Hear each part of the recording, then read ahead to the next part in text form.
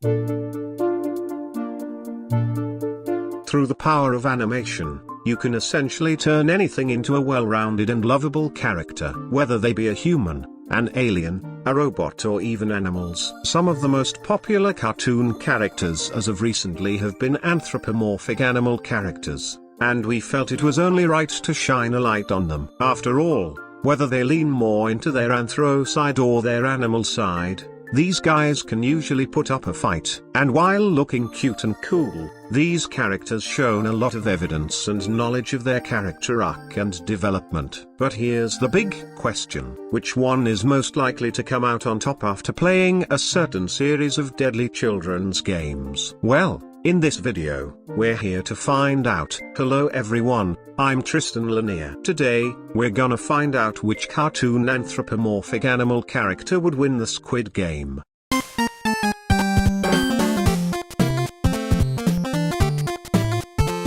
Let's begin with some basic rules. As you can tell, we're not going to be limiting these games to only one show or studio, as every animated studio out there has done at least one anthro cartoon.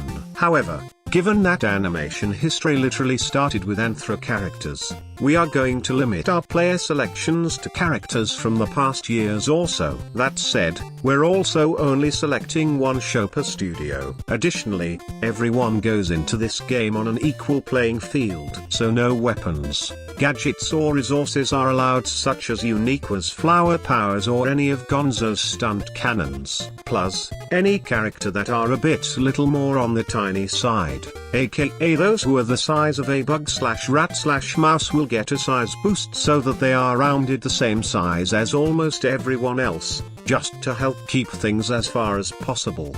With the rules set, let's meet our players. From the Kipper the dog series, we have Kipper, Tiger, Pig, Arnold, Jake, and Mouse. Moving into sitting ducks, we have Bill, Aldo, Ed, Oli, Waddle, Bev, Raoul, and Fred the Penguin. From Nick Jr.'s The Backyardigans, we're including Pablo, Tyrone, Uniqua, Tasha, and Austin. Next up we have the cast from Bernard Bear, featuring Bernard, Zach the Lizard, Lloyd, Eva, and Sam. Next is Doki from Discovery Kids. We're only gonna be including Doki, Fico, Gabi, Annabella, Otto, and Mundi because we got to include the main characters for this game. As for Disney Junior's Muppet Babies, we're also including Kermit, Piggy, Fozzie, Gonzo, Animal, and Summer Penguin. And finally, we're gonna finish things up with the Wattersons family from the amazing world of Gumball, with Gumball,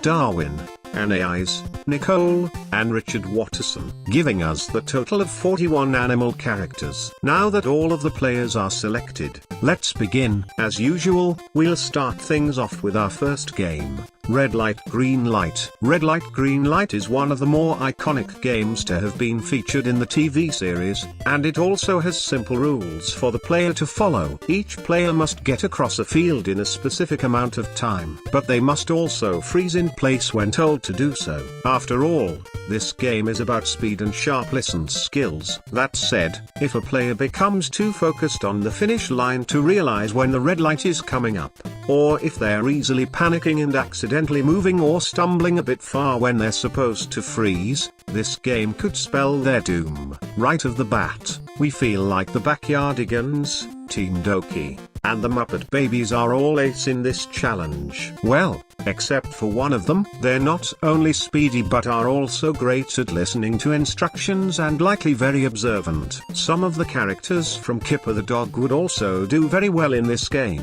with Tiger being the most fast-thinking and Mouse being quick-footed out of place. The same situation goes over to Zach the Lizard. Because of this, he can stand still in place very easily, like how he did in his first appearance when Bernard became a security guard.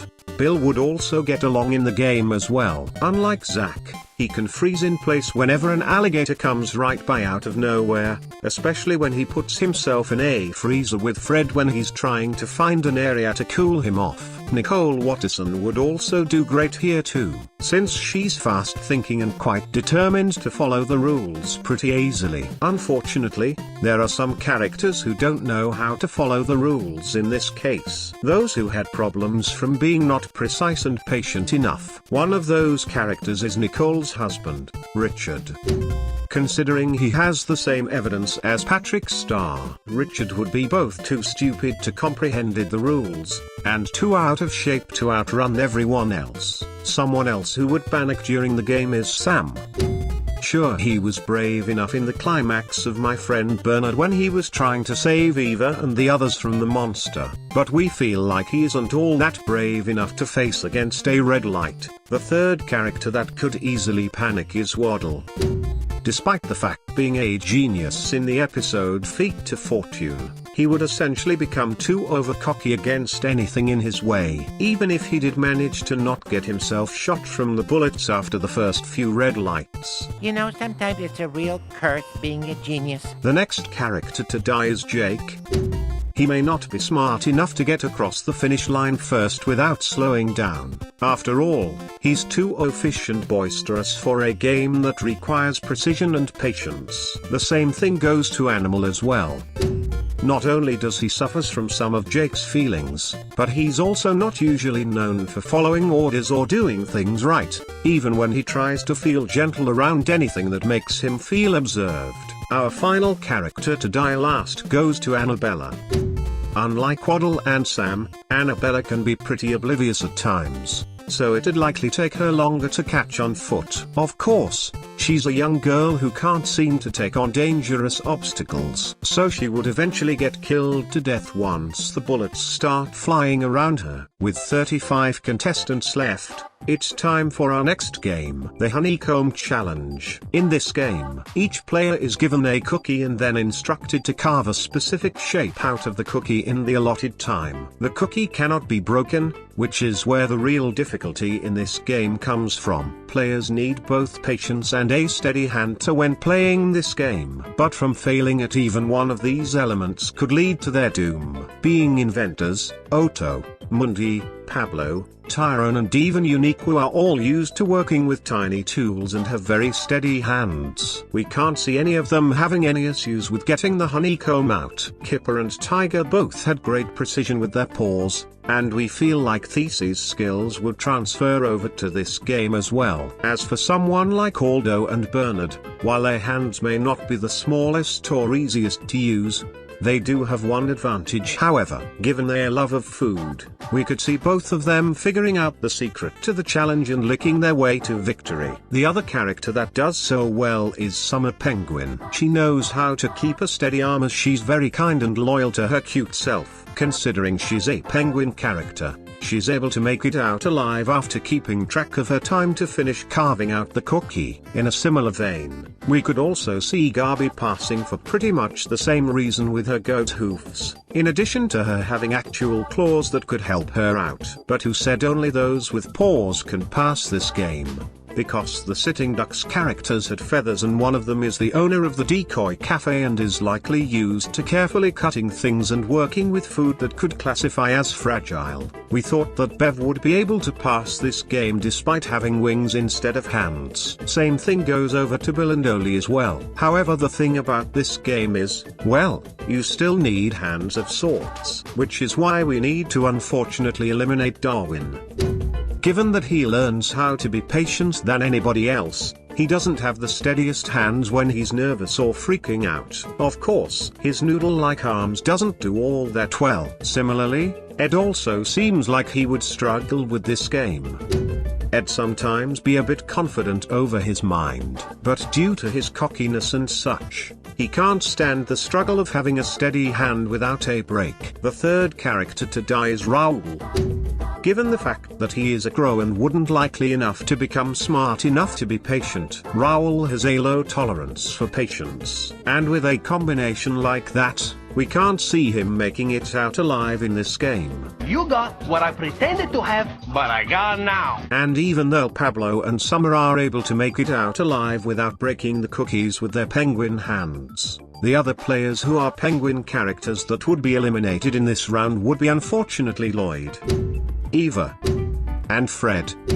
That said, they all die because of one factor. Their flippers do not act or work the same as hands do, and as such, they can't survive a game where steady handiness is not gonna go in their favor. Additionally, Fred can be quite a coward at times when it comes to him panicking while carving the cookie.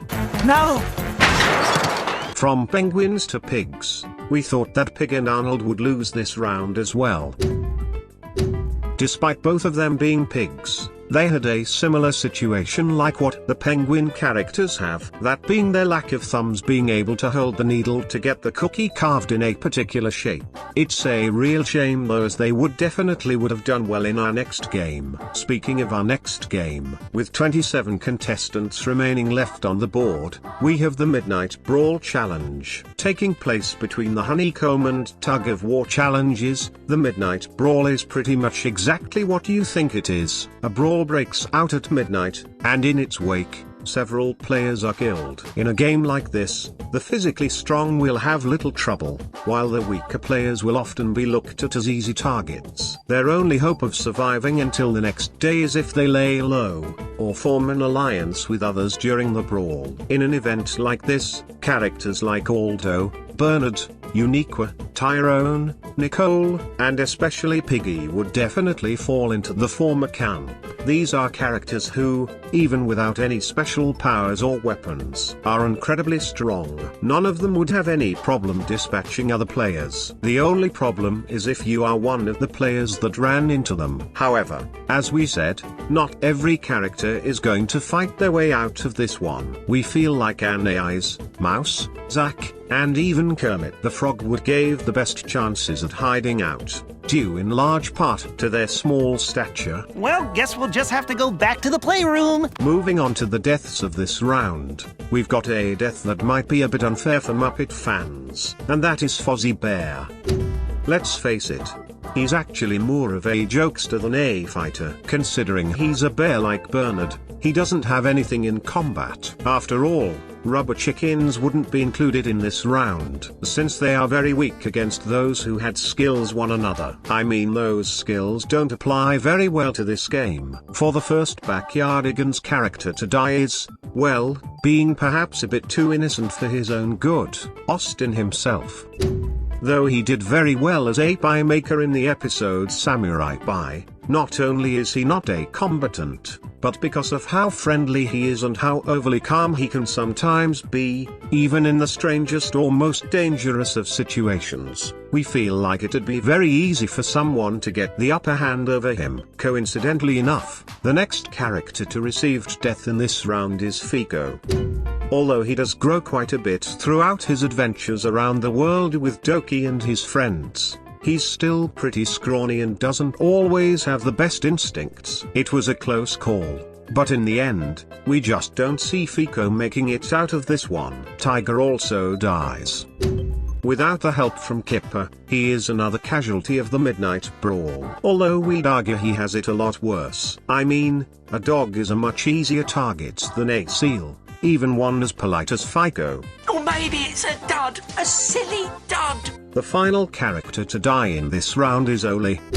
While he may be the smartest one of the bunch between Ed and Waddle, Oli doesn't necessarily have any combat skills. That said, he tries to defend himself from getting eaten alive by Andy in the episode Chasing Andy, but he suddenly ends up lacking of being brave and almost served to death from becoming duck food. After another deadly round, we're now down to only 22 characters left standing. It's time to go over to another strength-based game, the Tug of War Challenge. Tug of War is a game that needs a little introduction, but for this scenario, we're going to approach the game a bit differently from the Squid Game series. Unlike the actual Squid Game, we aren't going to assign characters to specific teams. Instead, we're simply going to judge them based on their abilities and likelihood to survive based on two traits. One is their willingness and strategy to work with others, and the other is their strength. While you might be able to survive with only one of these aspects if your team is competent,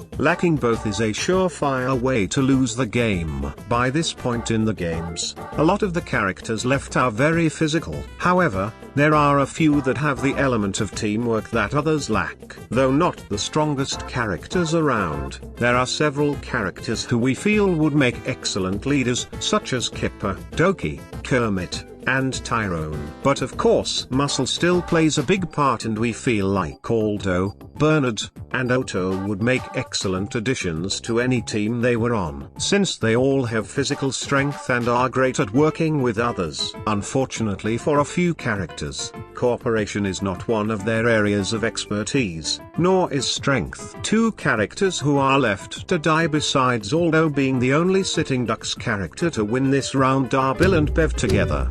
While Bev is pretty smart and both she and Bill are lighter on their feet than you might expect, but neither one of them are particularly strong or not all that much kind of having willingness. I mean, remember how Aldo can pull the rope with all the ducks that were pulling on the other side? Yeah, both of them wouldn't be able to have that evidence of strength. The next character who doesn't have a lot of strength is Otto's sidekick, Mundi. I know, she once can't hold the old bridge that long after when Otto sneezes too loudly after sniffing out the scent of vanilla. As you can tell, she's not that strong enough to become knowledgeable to her own willingness. After all, she's a small character. Speaking of small characters, Mouse would also die here too. Again, like Mundi, she's not strong enough to get that willingness going. She's just a bit of an easy target to pull off from anyone who has better strength than just Mundi. Unlike Bill and Bev, Gumball, unfortunately, ends up losing his grip too. As crafty he may be, he's still one of the weakest players left in the game. Additionally, while he may learn his lessons from anything that he does while becoming selfish and whatnot, Gumball still wasn't the best team player and is known for being fairly self-centered. Not the best mindset to go into this particular game with. Unfortunately, even great teamwork and leadership skills can't save everyone's favorite Muppet character, Gonzo the Great. Honestly, if this were any other round, Gonzo may have stood a chance at winning the top prize. Sometimes he just can't feel like being the great himself while not being necessarily strong enough. As for Zack, despite him doing very well in the last 3 games, he just couldn't hold it any longer than Gonzo. Bernard could easily flung him off to the other side of the rope without having team disadvantages since he's got some muscle power. I mean, polar bears are way more stronger than lizards, don't you think? The games are halfway over as we have 15 players left alive. Let's head on over to the most crucial games in the entire series, the marble game. Marbles is an interesting game because there isn't a particular set of rules that each player has to rigidly follow. All that matters is that one player must achieve another's marbles. However that is achieved for the players to decide. It can be a simple guessing game or something more elaborate. Whatever the game is, something any player should have if they want to succeed is a head on their shoulders. Trickery and treachery are commonplace in this game, and both should be anticipated if you are to survive, and with most of these ways relying on either skill or luck. Of course, if you don't have the skills to win, there's always manipulation. Right away, we can see both Garby and Otto rising to the top during the game, though Garby is a bit more focused, which helps with the actual marbles portion of the game. As for the backyardigans, Tyrone, Uniqua, and Tasha may have some heroic or noble tendencies when it comes to anyone they care about. They aren't afraid to steal or pull a trick in order to get what they need. Anais Watterson may not be all that manipulative than Nicole, but her genius intellect would likely assure that she would win any game of marbles she played. And I think Summer Penguin would also survive once again, as she's easily one of the smartest baby Muppets with a focused mind left standing. Looking at this round's losers, we feel like the first death goes over to Bernard. While we're sure that he could win a marble game if he really wanted to, we aren't sure if he would want to if it meant killing another person. This is the first game that involves directly killing someone. Of course, he's not very manipulated all that much. Pablo is another character that seems like he'd be pretty reluctant to kill his partner. Additionally, while Pablo is smart, he can sometimes be naive. In some Backyardigans episodes, we can specifically see that Pablo can sometimes be overconfident in his abilities, being more likely to try and talk someone down first, even if trying to talk it out is an unwise move. The next one to die in this round is Doki. Simply put, his positivity that seals his doom in this game. Between his determination to always look at things in a positive light and his occasional naivete and narrow-mindedness, it would be extremely easy to trick him. Does this thing ever end? It has to. Another dog that ends up losing in this round is sadly Kipper. As sad as we may be to say goodbye to our favorite orange doggy in our nature, we just can't see him being smart or skilled enough to make it through. Our final death in this game is also a bit of a heartbreaker, which of course is Miss Piggy herself. One of the most infamous aspects of this game is the part where players have to pair up. If Piggy and Kermit stuck together, Piggy seems like she'd be the most likely to sacrifice herself. Furthermore, even if the two of them were intuitive enough to not pair up with each other, Piggy doesn't quite have the marble shooting skills or the manipulation skills needed to win. We're down to a couple of players that survived the marble game, with a total of 9 contestants altogether, and just in time for one of the most deadliest games ever in Squid Game. Glass stepping stones. This game is another trick one for a hypothetical scenario, as much of this game relies on luck. In a game of this nature, 2 things are needed. You just don't need patience and a whole lot of luck, but you also needed one strategy somehow, that being the advantage of going last after some glasses pieces have already broken. As such, those who have a big enough ego to want to try a game first will likely seal their doom. Starting with who we feel like is the most likely to try and go first, the death that starts this game is Kermit's. At this point, Kermit would probably be feeling confident too, and maybe even a bit cocky. We saw in Sir Kermit the Brave that when he feels a hidden trap that came out of nowhere when he tries to get out of the dark, he can sometimes fail to think ahead. Add in the huge disadvantage that comes with going first, and it's clear to see that Kermit didn't stand a chance. Next death on our list is, unfortunately, Tyrone.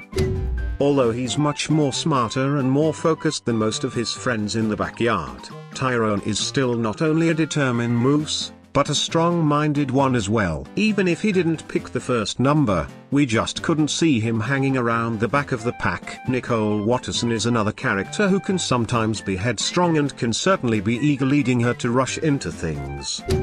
Though combat skills are great, it would be extremely hard for her to leap off a panel of regular glass as it's breaking, so she ends up taking the long fall down. Our next contestant in line is Anais Watterson. Though her ego is not as big as her mother's ego, she does have quite a bit of confidence. To be fair, her tiny legs would give her an advantage, but being in the middle of the Wattersons family would still give her some fairly low odds at successfully getting to the other side. Our second to last Backyardigans character would go to Tasha. Considering she's smart enough to be as confident than Tyrone, we know that she's scared of heights ever since in the episode Chicken It's a Pizza. After all, she ends up losing her grip and takes the plunge down to her doom. I've got a bad feeling about this. Unfortunately, we have to say goodbye to our cute and cuddly purple penguin artist, Summer Penguin.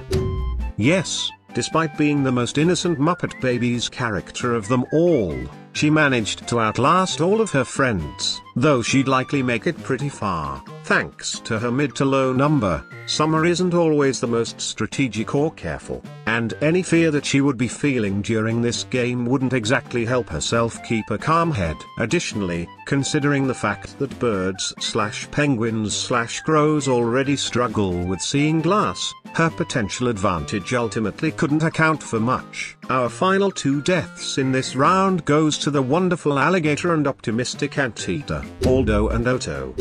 Between our 4 remaining players, Aldo seemed the most likely to pick middle number instead of hanging out in the back and waiting as long as possible to go. Additionally, for both of them being such big characters, he and Otto would have an even harder time jumping across the glass bridge when compared to the other characters. With 2 remaining players left standing, we finally arrived at the titular Squid Game. The Squid Game is a game about strategy and has a lot of rules. However, as we see in the show, it ends up turning into a game about hand-to-hand combat, which plays the biggest factor in who wins. We only have 2 girls left in the game, Uniqua making big plays in her adventures, and Gabi the Goat making excellent expeditions with Team Doki. In all honesty, this is probably one of the closest matches that we've ever had in Squid Game, because neither one of them had access to superpowers or weapons. They're actually pretty equally matched. You could argue that since Gabi is older, she may have a size and strength advantage on Uniqua. Although, given how lanky she is, we doubt it. However, we'd say that an even bigger advantage would be Uniqua's determination and craftiness, which has been shown to help her out in tight situations even without her flower powers. So after much debate between our 2 girls, Gabi the Goat dies. It was an incredibly close call that could have gone either way, as Gabi is certainly no slouch in a fight. Maybe if she had access to her cutlass, things would have been different. But sadly that just isn't the way the game is played. Which means our cartoon anthro animal Squid Game winner is none other than Uniqua. But let me know in the comments if you agree with our results. Thanks for watching everybody. This is Tristan Lanier, signing off.